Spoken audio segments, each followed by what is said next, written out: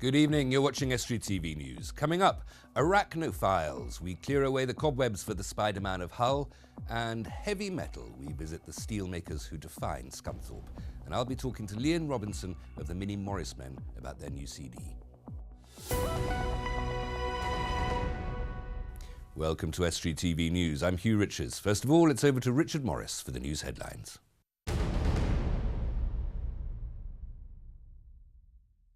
Hello there. There's been an update on the murder investigation in Hull. The woman killed in the incident has now been named as 51-year-old local Christina Randall. Her family is now being supported by specially trained officers. A 51-year-old man has been arrested on suspicion of murder in the York area on Sunday and remains in police custody being questioned.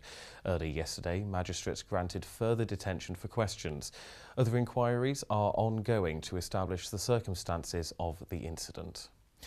Witnesses are being sought after an attempted robbery of a woman in Cleethorpes. While the thief did not get away with anything, her handbag was the subject of an attempted theft, which Humberside Police would now like information on. The incident took place on Wednesday the 28th of January at 5:15 in the afternoon on Daubney Street. He rode off in the direction of Freeston Street. North East Lincolnshire had some European visitors on Tuesday when members of a Danish delegation met with their English counterparts. The plan is to further the Humber and our region as a renewable energy hub going into the future. 2 weeks ago, the Energy and Climate Change Secretary Ed Davey visited Hull to celebrate the changes made so far to Alexandra Dock and to reaffirm the government's commitment to green energy. England and Denmark are both continuing with green energy investment. We've got a delegation from Denmark who are involved in the offshore wind industry. They're visiting the region to look for partners and create collaborations between Danish companies and UK companies in the offshore wind sector. They spoke to the major builders of these wind farms, and they estimate that by 2020 Grimsby alone should have 3,000 plus jobs in it. And in a way, these aren't just jobs, these are these are careers that they're talking about, and I feel that anything we can do to make them welcome, to get their money into the town is a good thing. That's all from me for now, and I'll be back with more news soon. If you have any news for us in the meantime, then please don't hesitate to contact us on Grimsby 01472 31553, on Facebook, search Estuary TV, or on Twitter at Estuary TV. Bye for now.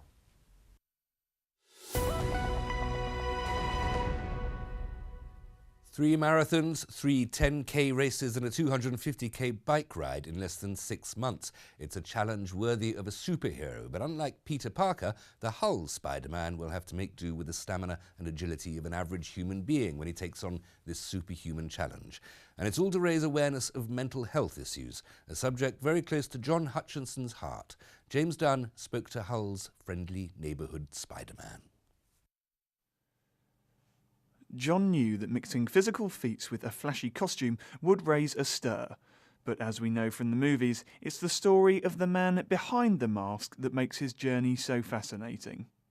My journey was quite rough. For years, since my dad died and then my mum died shortly after, people were telling me I had a problem. But being a man, and I say this to everyone, I couldn't admit I had a problem. I come from Essex and was raised on the streets of East London, and in East London a man is a man and they don't have problems. They don't cry. Men do, obviously, but you don't cry, you don't have problems, don't have nothing. So eventually, when I met my new missus, she said, you need to go see a doctor. I eventually brought up the courage to go see a doctor, who said I had depression. And everywhere he goes, he hopes to widen the web of awareness so more people seek help. Trying to raise awareness is my main goal. If I can tell one person where to go to get help on mental health in Hull, I'll be happy. But on the flip side, I also know how much funds mine need because they don't get government funding. They are a charity. It was his son Callum who inspired him to pick Spider-Man, and it's his family support network, along with reading and exercise, that keep him on the right track. But if he has a bad day, 12-year-old Callum knows exactly what to do. Yeah, if he's in the mood, then I just talk to him. And then I don't get in trouble. And John's overriding message is a simple one. I mean, 1 in 4 people suffer from some form of mental health in their life. That's a staggering amount of people. But it's the stigma around it. People won't go get help because there's stigma around it, same as I was. And that's what I want to desensitise, get away from that stigma of mental health. You're watching Estuary TV News. A little later, Richard Morris will be here to round up the week's business in local government, and Dan Kemp will bring you the sports news. The Mini Morris Men have been playing and recording for more than 10 years. Based in Lincoln, they're a much-loved folk band and educational organisation. Liam Robinson is one of them and is here to tell me about their latest CD. Liam, welcome. Hello, thank you. The Mini Morris Men, this is nothing to do with cars. No, the Mini Morris Company is a business that I started about 10 years ago to take English traditional song, dance, music, especially Morris dancing at first, into schools and communities. So I've been doing that for over 10 years now. So there are two aspects to your activities. There's the educational side, Yes. which is presenting folk traditions and folk music to children. That's correct, yes. And the band? So I'm currently singing folk songs with a group called Robinson O'Dwyer Kelly, which is 3 of us, 3 people who really like English traditional songs and want to get them out there and sing them to people. And you've got a CD coming out. Is that available already? It's not. It's coming out on the 13th of February. Right. You can pre-order a copy if you like. Where do people need to go to get their hands on that? From my website, which is minimorris.co.uk. I've got a web shop on there, and you can find out all sorts of information about where I'm performing, and also buy CDs and other things from there. Well, I was going to ask, when is your next public performance? For Robinson O'Dwyer Kelly, it is Friday the 13th Oh dear. of February. Well, what could possibly go wrong? We're launching the CD in Lincoln at the collection in Lincoln, and then we're following that up with a performance at Caister Arts and Heritage Centre on Friday the 27th of February. So a couple of chances coming up to see us. You go to the educational side of your work. You go to these schools, and what sort of response do you get? What do the kids like about, or what do they dislike as well? But how do they respond to folk traditions? Usually they're a little bit wary to begin with, because it's not something that's ever been presented to them before. Once we get going, they love it. The live music, the chance to dance, to move around, all that sort of thing, they really take to it. They really like it.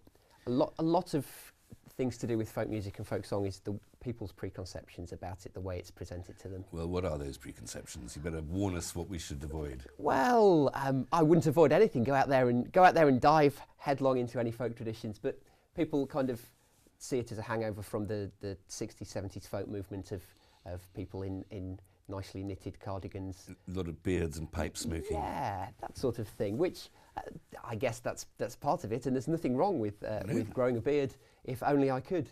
But there is a very vibrant scene of people presenting it in a way that most people can enjoy. And Morris dancing I think of pub car parks and Yes. people with bells on their ankles, ever so slightly tipsy. That's one aspect of it. I mean, I learnt to dance with the Grimsby Morris Men, who have danced in a lot of pub car parks, and they've drunk quite a lot of beer as well, to be honest. It sounds rather. I expect the dancing gets better the more beer you have. Oh, definitely, yes. The school children, they get to Morris dance as well. They get to take part, and Yes. It's not that old, though, Morris dancing, is it?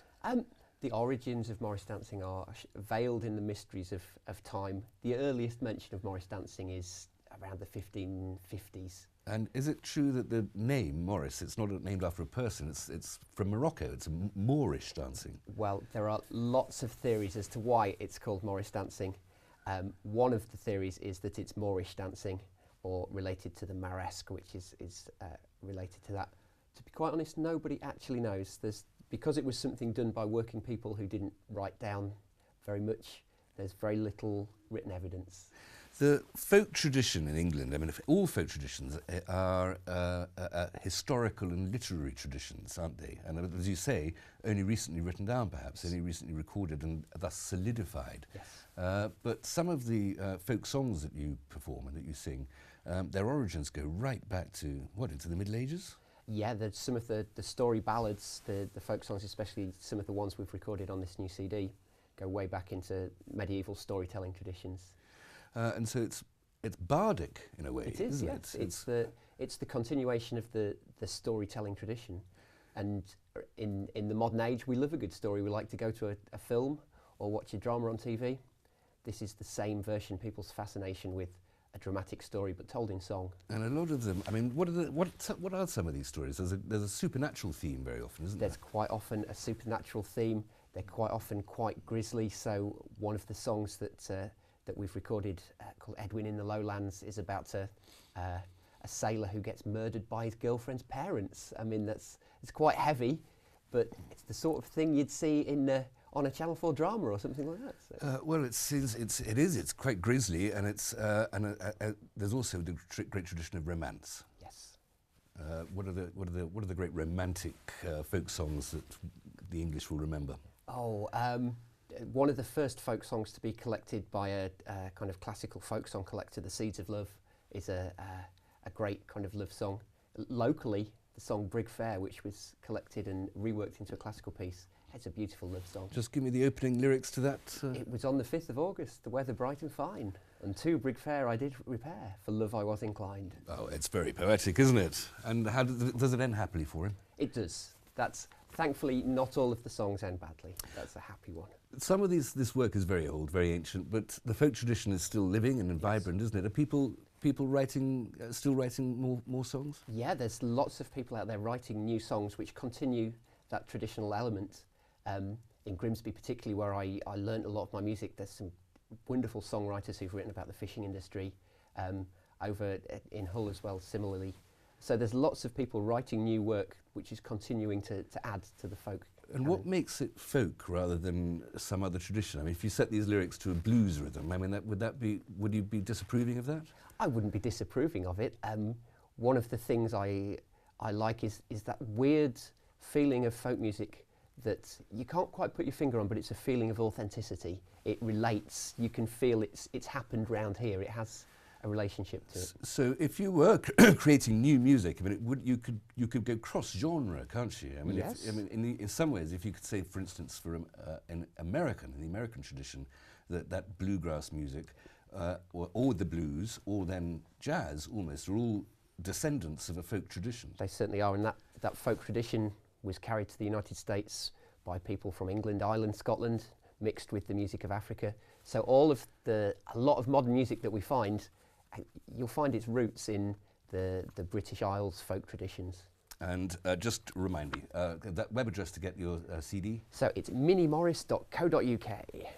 And concerts in? So Lincoln on the 13th at the Collection, and more importantly, Caister Arts and Heritage Centre on Friday the 27th. Liam, thank you very much and good luck with the music. Thank you.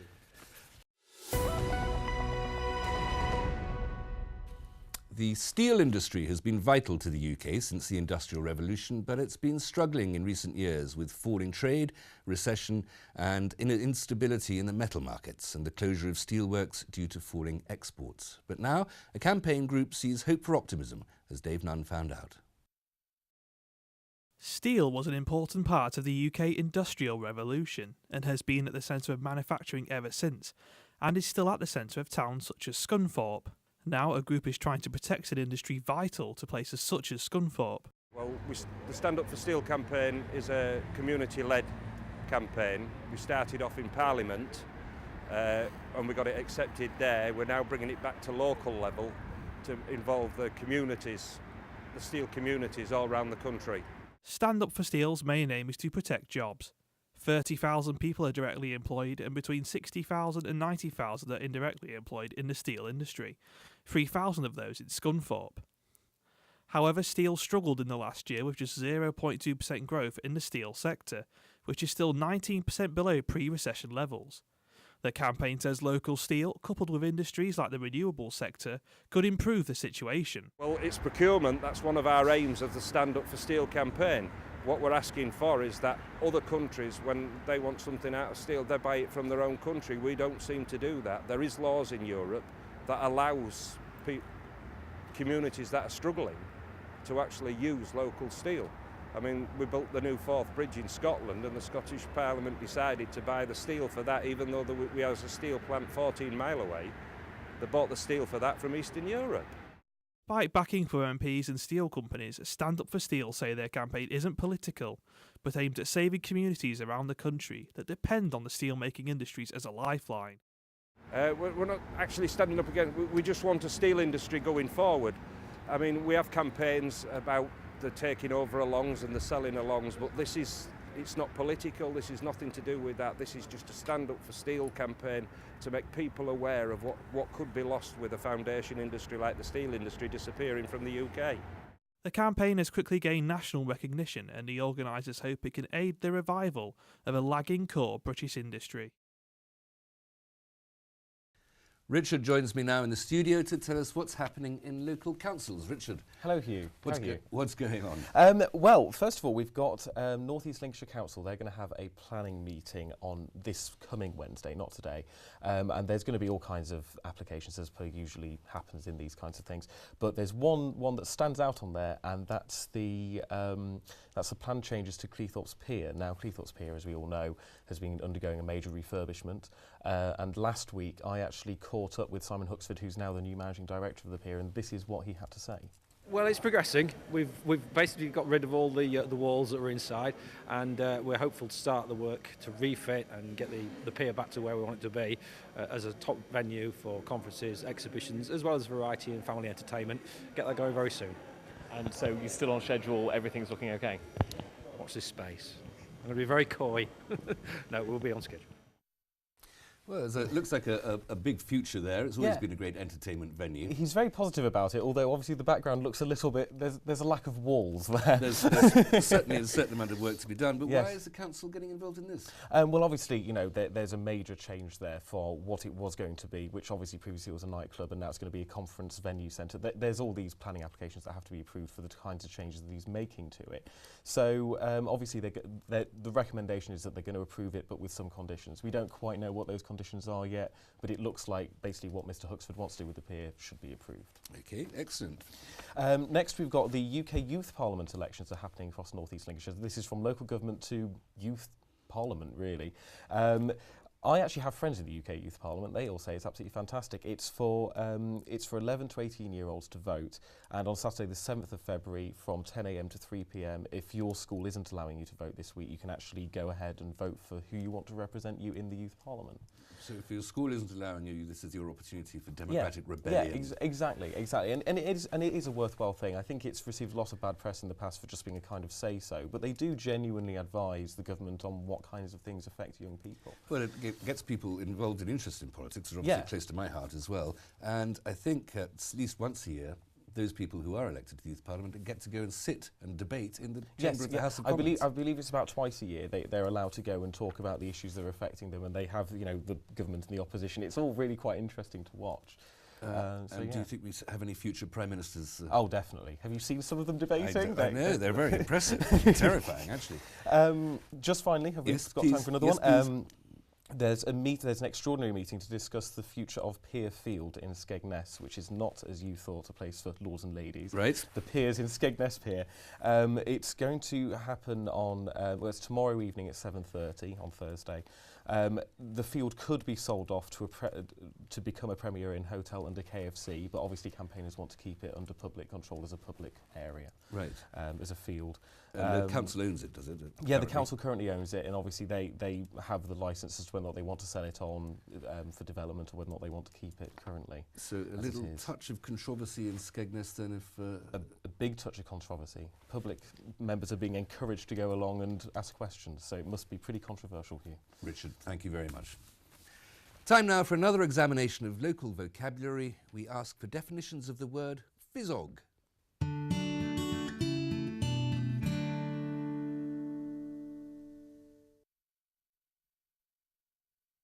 Fizzog. Heard that one. Face. Face. Nose. Face. Face. What? Your fizzog is your face. Yeah, it's the face, isn't it? Yours is a mess at the moment. Fizzog, face. Your face. Fizzog your face. That's a more modern one, isn't it? A Fizzog. I don't know how to describe that, sorry. Face. Face. Fizzog, no idea. I've heard of it, but no idea what a Fizzog is. Fizzog, face. Fizzog. No, don't know Fizzog.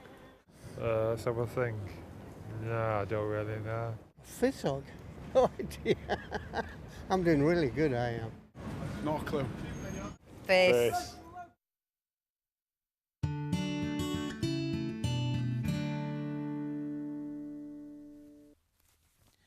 Now here's Dan Kemp with the sport.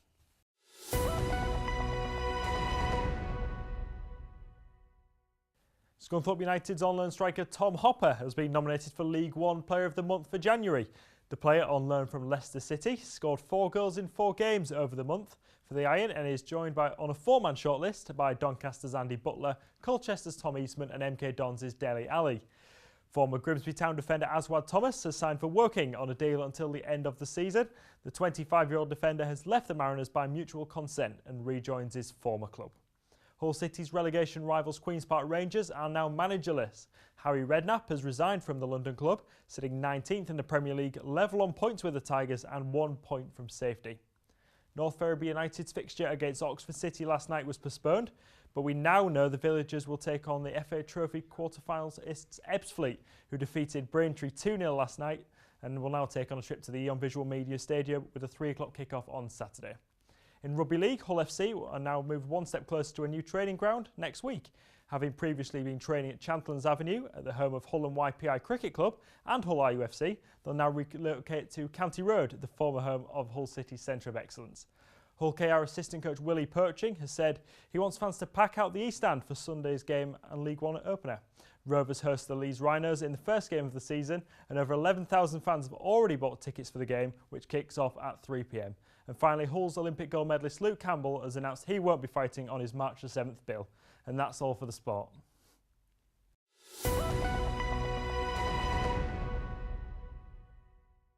Thank you very much, Dan. That's all we have time for today, I'm afraid. If you have a story for us, then please get in touch by going to our Facebook or Twitter pages, details on the screen, email news@estuary.tv or phone Grimsby 31553. But for now, until tomorrow, from me, good evening.